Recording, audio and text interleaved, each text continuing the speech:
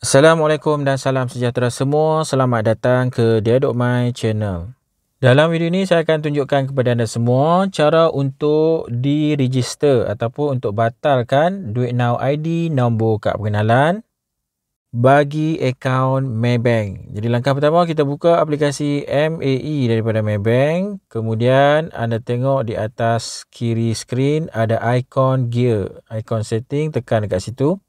Dalam paparan settings ni anda tengok pada menu Pay and Transfer.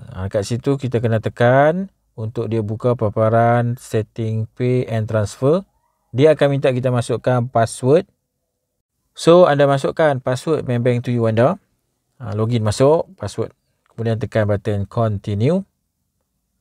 Alright, bila dah berjaya masuk, kita akan nampak paparan seperti ini. Ada 3, iaitu Pay, Transfer dan juga Auto Debit for Zakat. Untuk setting Duit Now, dia dalam menu transfer. Jadi tekan pada transfer, kemudian tekan pada Duit Now Services. Seterusnya, kita akan nampak paparan seperti ini. Your Duit Now IDs, mobile number dan juga NRIC number, iaitu adalah nombor kad pengenalan.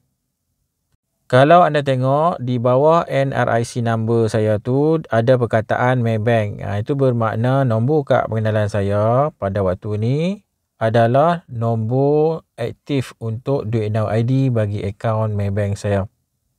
Alright, untuk mobile number kat atas tu pun sebenarnya saya dah aktifkan Duit Now untuk e-wallet lain, tapi Maybank dia mungkin dia sensor bahagian tu, dia tak bagi tahu lah e-wallet mana yang saya dah link untuk nombor telefon. Kemungkinan tu ciri-ciri keselamatan untuk Maybank. Tapi untuk yang bawah tu, disebabkan nombor kad pengenalan saya link sebagai Duit Now ID bagi akaun Maybank saya sendiri.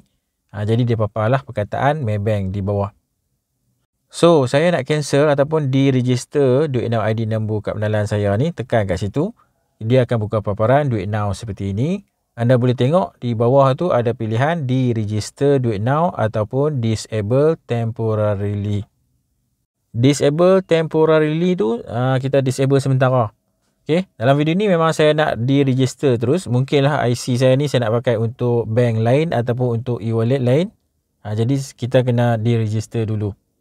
Kena batalkan dulu di dalam MAE ni, barulah boleh pakai untuk bank ataupun e-wallet lain. Jadi confirm kalau nak di-register Duit Now bagi nombor kad pengenalan ni, tekan je pada button di-register Duit Now.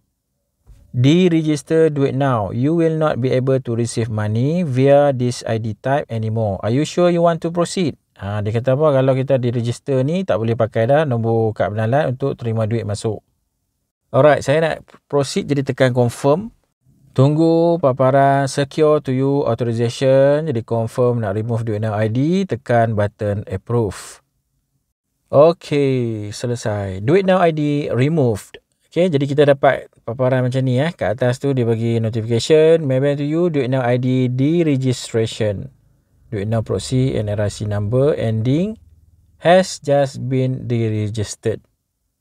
So lepas ni kalau kita nak daftar Duit Now ID nombor kad pengenalan untuk akaun lain, dah boleh buat, tak ada masalah. Alright, itulah dia cara macam mana kita nak diregister ataupun nak batalkan Duit Now ID nombor kad pengenalan di dalam aplikasi MAE Maybank.